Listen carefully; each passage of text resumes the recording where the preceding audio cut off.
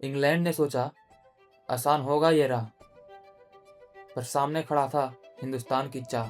तो चलिए मैं आपको बता दूं कि मैं ये बात किस लिए बोल रहा हूँ। आज इंडिया और इंग्लैंड के बीच में जो मैच हुआ वो भाई रिकॉर्ड ब्रेकिंग मैच था।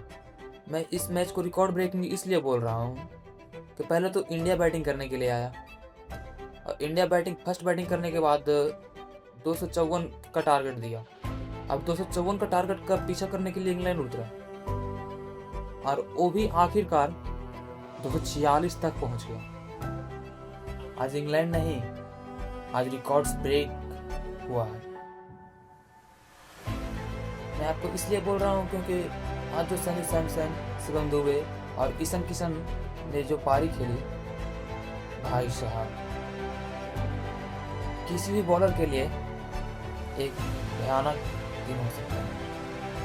और उसके बाद जो लास्ट में तिलक वर्मा और हार्दिक पांड्या ने फिनिशिंग दिया एक विनिंग स्कोर तक ले जाने में, लाजवाब था। जो उन्होंने जोफ्रा आर्चर को एक ओवर में 3 छक्के जड़े, भाई काबिलियत तारीफ है। पहले तो मैं आपको इसलिए बोल रहा हूँ कि रिकॉर्ड टूटा है क्योंकि आज इतना सारा रिकॉर्ड टूटा है, मैं आपको गिनाते गिनाते थक जाऊंगा। चलिए इनमें से मैं आपको कुछ रिकॉर्ड बता देता हूँ। T20 वर्ल्ड कप के हिस्ट्री में अभी तक सिर्फ 2 बार 250 प्लस बनाने वाला टीम इंडिया है। पहला रिकॉर्ड तो ये हुआ और उसके बाद नॉकआउट मुकाबले में सबसे ज्यादा रन मारने वाले इंडियन प्लेयर तो विराट कोहली ही थे। अब वो आ गए हैं संजू सैमसन। संजू सैमसन के बारे में मैं इसलिए बोल रहा हूँ, संजू सैमसन आए नहीं हैं। संजू सैमसन विराट कोहली के रिकॉर्ड के बराबरी किए हैं। आज जो इंडियन टीम की तरफ से 19 छक्का लगा है, ये भी एक वर्ल्ड रिकॉर्ड है। नॉकआउट मुकाबले में एक इनिंग में 19 छक्का लगना, ये कभी भी सामने वाला टीम को चकाचौंध कर सकता है। मैं इसलिए बोल रहा हूँ। और एक रिकॉर्ड ये भी है कि इंग्लैंड की तरफ से नॉकआउट मुकाबले में सबसे फास्टेस्ट 48 आउट ऑफ 105। क्या पारी है यार। वैसे ये शतक तो पहले ही लग गया था, लगभग 45 की या 46 बॉल में मारे होंगे, मुझे याद नहीं है, बट ये शतक और भी पहले लग गया था, शायद 45 बॉल में मारे होंगे, जो 6 मार के बनाया था अर्शदीप के ओवर में। ये सब रिकॉर्ड बनने का वजह मैं संजू सैमसन को मानता हूँ, इसलिए क्योंकि हैरी ब्रूक ने उनका कैच जो 15 रन पे छोड़ा था वो एक विशाल काय स्कोर बन गया। वो स्कोर इतना बढ़ा कि लास्ट में आखिरकार 89 रन पर आउट हो गए। अगर जो और 89 रन पर आउट नहीं होते तो भाई साहब ये स्कोर तो कम से कम 280 290 तक जाता। और उसके बाद समझ सकते हैं जो इंडिया ये मैच 7 रन से जीती है, यही प्रेशराइज होने के कारण इंग्लैंड 150 के अंदर ऑल आउट हो जाती। बट संजू सैमसन को आखिर में बिल जैक्स ने आउट कर दिया 89 रन पर। बट आखिरकार बिल जैक्स ने संजू सैमसन को आउट कर दिया 42 आउट ऑफ 89। और फिर ईशान किशन तो पहले ही आउट हो गए थे 18 बॉल में 39 रन। उनके साथ थे शिवम दुबे। भाई साहब शिवम दुबे भी ना बीच में क्या मोमेंटम शिफ्टिंग पारी खेली है। जब वो 4th डाउन गए तो वहां पे उन्होंने 25 गेंद में 43 रन मारे। और वहां पे ये गलती ये हो गया हार्दिक पांड्या से, शिवम दुबे को रन आउट करा दिया। अगर जो वहां पे शिवम दुबे रन आउट नहीं होते, अगर जो लास्ट ओवर में जो शिवम दुबे अगर जो रह जाते, जो जहाँ पे हार्दिक पांड्या ने 2 छक्का मारा था, वहां पे कम से कम तो 4 छक्का लगना ही था। खैर जो होना था वो हो गया, इंडिया जीत गया है बिल्कुल 7 रन से। और इंडिया का जीतने का मेन रीज़न संजू सैमसन को मानते हैं। बट भाई साहब जो जसप्रीत बुमराह ने बॉलिंग की है, भाई साहब देखो मैं बताता हूँ इंडियन टीम का बॉलिंग, इंडियन टीम का बॉलिंग का बताता हूँ। अर्शदीप सिंह ने 4 ओवर में 51 रन देके 1 विकेट। हार्दिक पांड्या ने ठीक ठाक 4 ओवर में 38 रन देके 2 विकेट। उसके बाद जसप्रीत बुमराह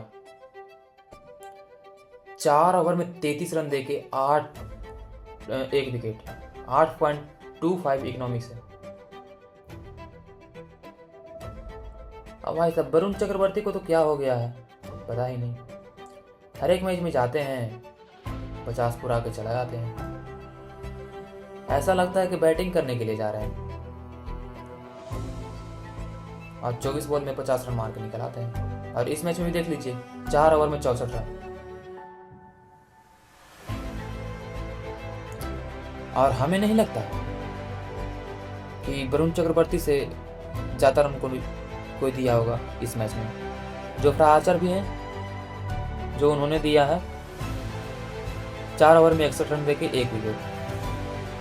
सैम करन भी हैं 4 ओवर में 53 रन देके 0 विकेट। बट वरुण चक्रवर्ती जो है 4 ओवर में 64 रन देके 1 विकेट, 16 के इकोनॉमी रेट से। भाई साहब उससे बढ़िया तो हार्दिक पांड्या ने करा लिया। भाई साहब जो बिल जैक्स का अक्षर पटेल कैच लिया, हमें तो लगा वो गया छक्का गया, 6 गया। बट जब देखे गौर से तो पता चला कि क्या एफर्ट था भाई। सब लोग कह रहे होंगे कि ये मैच बैटिंग की वजह से जीती है, मैं कहूँगा बापू की वजह से जीती है। अक्षर पटेल ने जो 2 कैच लिया, एक हैरी ब्रूक एक बिल जैक्स का, भाई साहब जबरदस्त। 254 का टारगेट करने के लिए उतरी इंग्लैंड। अब उसका कुछ ठीक ठाक शुरुआत नहीं हुआ, उसमें 3 बॉल में 5 रन बना के फिर सॉल्ट आउट हो गए। जस बटलर का ठीक ठाक फॉर्म रहा नहीं ये वर्ल्ड कप, 17 बॉल में 25 रन पर वो भी बोल्ड हो गए। और हैरी ब्रूक का भी जो कैच लिया भाई अच्छे पड़े, लगभग 25 से 26 मीटर और पीछे की ओर दौड़ कर लेना, कितना बड़ा बात है। उसके बाद फिर